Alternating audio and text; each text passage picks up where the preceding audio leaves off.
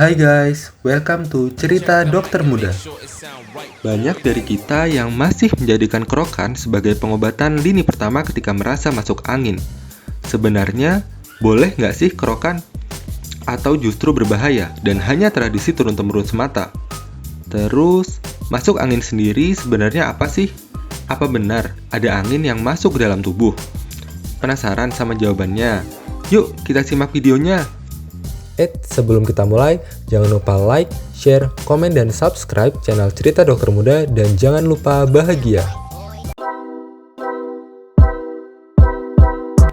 Nah, jadi di video sebelumnya kami kan mendapat pertanyaan mengenai kerokan ya.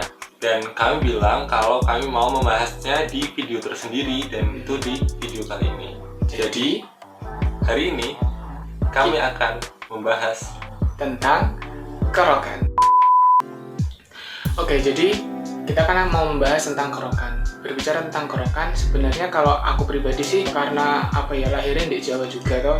Dulu juga misalnya sakit apa gitu tuh ya sering dikeroki. Bahkan aku sampai mungkin terakhir kerokan tuh ya masih SMA mungkin. Jadi ya termasuk doyan gitu kalau kerokan di keluarga kita. Aku sendiri juga sebenarnya pernah ya, paling SMA juga mungkin.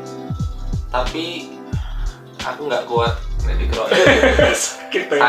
Apa mana sing ngerok itu bude atau mbah tuh biasanya itu lebih kalau nggak merah tuh nggak marem gitu loh. Tim kerokan pakai koin atau bawang? Koin ya aku. Kamu bawang nggak? Koin, emang bawangnya sudah.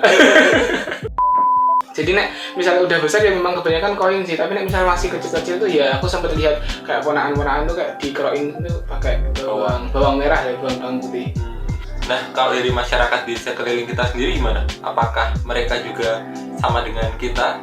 Dan sebenarnya masyarakat tuh tujuan kerokan tuh apa sih, tahu nggak sih sebenarnya kayak gitu? Langsung saja kita simak video berikut ini. Pernah ya? Pernah. Yang dirasakan ya mendingan, Enakan ya? enakan. Kalau saya merasa lebih enak. Udah kebiasaan mas. Di kerokan itu sakit mas, tapi setelah itu enakan. Enakan ya? Saya nggak tahu ya. Saya kira ya enggak kalau saya. Ya kurang tahu.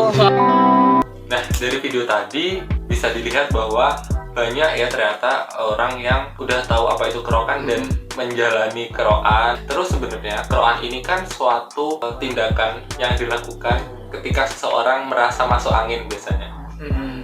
Sebenarnya masuk angin itu sendiri itu apa gitu? Apakah masuk angin itu merupakan suatu penyakit? Oke, langsung saja kita mulai pembahasan videonya. Sebelum kita membahas tentang kerokan, kita akan bahas dulu mengenai masuk angin ya. Karena memang biasanya ya Kerokan digunakan untuk masuk angin gitu. Jadi kita bahas dulu tentang masuk angin.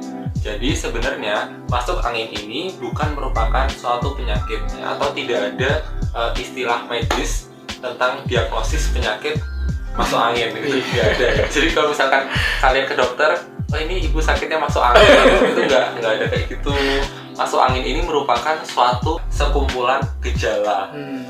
Dan gejalanya ya tergantung dari penyakitnya, tergantung dari sistem apa yang terkena. Bisa jadi sistem pernafasan. Misalkan orang itu terjadi gangguan di sistem pernafasannya, mungkin nanti orangnya akan merasa kok batuk, pilek, demam gitu. Atau misalkan seseorang yang mengalami gangguan dari pencernaan, mungkin dia akan merasa kok perutku mual ya, kok muntah, kok kembung kayak gitu.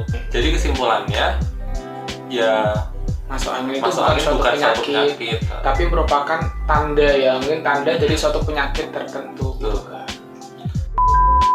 Terus berarti gimana dong cara mengobati masuk angin? Cara mengobatinya ya tergantung dengan penyakitnya itu. Bisa jadi misalkan penyakitnya tadi ya ada di saluran pernafasan, batuk, pilek ya, berarti ya dikasih obat untuk mengatasi gejalanya itu, atau mengatasi penyebabnya, misalkan batuk, pilek, demam. Misalkan kalian berarti itu ada infeksi dari bakteri atau apa, setelah kalian pergi ke dokter kayak gitu nanti bakal dikasih antibiotik kayak gitu. Jadi ya tergantung dengan penyebabnya. Dan salah satu cara tradisional atau cara alternatif yang biasa digunakan oleh masyarakat Indonesia, dan ternyata tidak hanya Indonesia, adalah kerokan. Lalu bagaimana tinjauan dari sisi medis mengenai kerokan ini ya, terutama untuk menangani masalah-masalah misalnya pada masuk angin atau mungkin nyeri-nyeri kayak nyeri otot dan sebagainya, gimana kira-kira? Nah, jadi kita bahas sedikit dulu tentang seluk-beluk dari kerokan ya. Jadi ternyata kerokan ini merupakan suatu cara pengobatan yang sudah ada sejak zaman kerajaan. Biasanya kerokan itu menggunakan koin kan. Kalau dari sejarahnya, kenapa kok menggunakan koin? Itu karena orang-orang pada zaman dahulu percaya bahwa rasa tidak enak badan itu disebabkan oleh roh jahat, dan roh jahat itu menyukai uang. Oh gitu. Jadi dengan dikerok menggunakan koin logam itu, harapannya bisa roh jahat keluar, ketarik oleh logam uang itu. Nah, terus kerokan ini sendiri ternyata tidak hanya populer di Indonesia aja, tapi juga di beberapa negara-negara lain. Tapi negara-negara lain nggak pakai nama kerokan. Iyalah. Misalnya nih, kebanyakan sih di negara-negara Asia juga ya. Misalkan di Vietnam itu namanya Chow Gyodi. Di Eropa ada ya kerokan? Nggak ada. Kayaknya nggak ada yang bule yang kerokan. Nggak ada loh. Kalau di Kamboja itu Goh Kiol. Di Tiongkok itu namanya Gua Swa.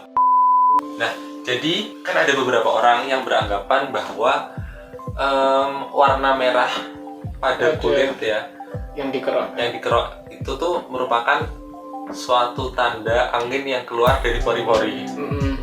Nah, apakah benar seperti itu? Nanti akan kita bahas di orang berikutnya. Akan kita bahas di video ini topik juga. Jadi sebenarnya prinsip atau teknik kerokan itu sama seperti memijat, yaitu menekan pada bagian tubuh yang sakit supaya pembuluh darah itu menjadi lebih lancar. Nah, pada kondisi tertentu, misalkan ketika adanya ketidakseimbangan pada sistem di dalam tubuh, nanti tubuh itu akan merespon dengan memunculkan berbagai gejala-gejala seperti itu. Badannya kok rasa capek, kerasa pegal-pegal, kerasa kelelahan. Nah, itu bisa terjadi karena sirkulasi darah, yang mana darah itu juga membawa nutrisi, membawa vitamin, membawa oksigen, ya kan, itu tidak tersalurkan dengan baik. Nah, tadi fungsi dari kerokan adalah untuk melebarkan dari pembuluh darah, melancarkan. Otomatis dari gejala-gejala yang timbul itu juga bisa berkurang ketika aliran darahnya semakin normal. Makanya kok orang habis dikerokin kok terasa nyaman, terasa lebih enakan.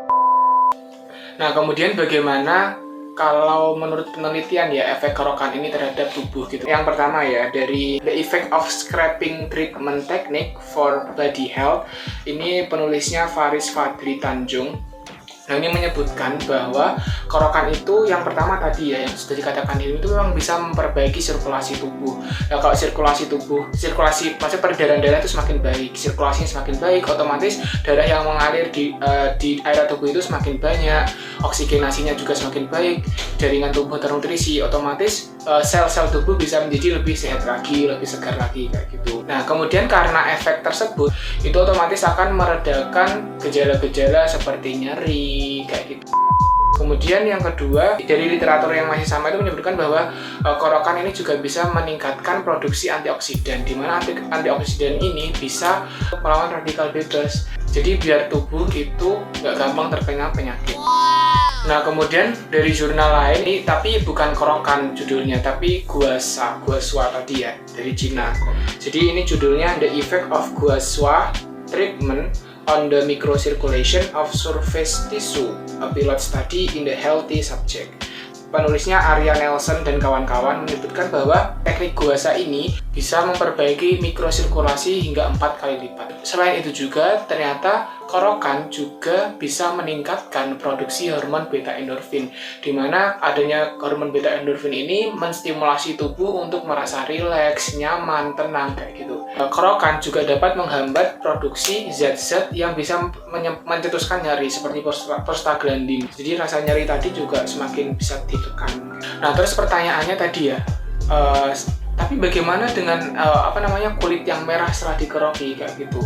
Nah, jadi kalau merahnya itu karena gesekan dan tekanan itu, jadi menyebabkan pecahnya pembuluh darah kecil di area kulit kayak gitu.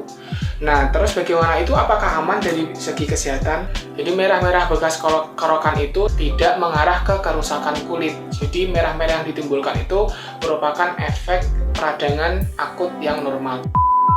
Namun terlepas dari banyaknya manfaat dan efek positif dari kerokan, perlu diingat bahwa tidak semua orang diperbolehkan untuk kerokan.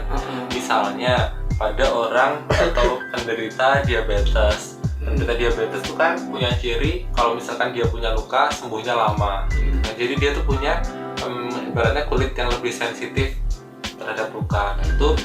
Itu perlu menjadi perhatian lebih. Kemudian terkait kulit merah tadi ya, jadi ya itu juga harus menjadi perhatian karena kan teknik ngerok orang tuh beda-beda, logamnya itu juga beda-beda kan, mungkin yang dipakai, terus kekuatannya itu juga beda-beda. Jadi mungkin saja pada penelitian yang tadi dikatakan aman, masih dalam batas aman, itu mungkin juga berbeda kalau misalnya yang ngerok misalnya gede kalian atau yang memiliki tenaga super gitu sampai merah-merah atau sampai warnanya ungu gitu. Nah, itu kalau misalnya terlalu kencang, nah itu bisa menyebabkan kerusakan kulit. Kerusakan kulit ini juga bisa berbahaya ya bagi tubuh karena bisa menjadi jalan masuknya infeksi. Nah, masuk ke kesimpulan. Jadi yang pertama, masuk angin itu bukan suatu penyakit, melainkan suatu sindrom atau sekumpulan dari gejala yang merupakan suatu tanda dari suatu penyakit tertentu. Iya.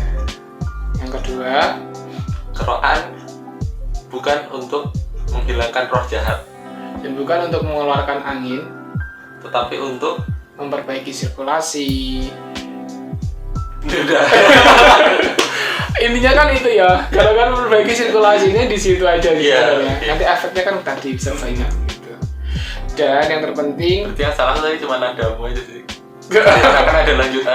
Ada modelan tidak. Dan yang terpenting ya tadi ya, boleh sebenarnya kerokan boleh, dari sisi medis juga boleh diperbolehkan untuk kerokan, tapi ya harus memperhatikan kekuatannya apa yang digunakan kayak gitu ya, dan mungkin jangan terlalu sering juga. Kalau kalian merasa menonton video ini sia-sia, jangan like video kami, jangan di-share. Tapi kalau kalian merasa ini bermanfaat, silahkan di-share dan like sebanyak-banyaknya supaya bisa menebar manfaat yang lebih luas lagi. Oke guys, cukup sekian video kita kali ini. Jangan lupa follow IG kami di @alfianyusanto, @hilmiandias, dan jangan lupa follow juga di TikTok kita di @cerita_dokter_muda, karena di situ bakal ada video-video singkat tentang keseharian kita sebagai dokter muda. Oke guys, cukup sekian video kita. See you in the next video. Bye bye.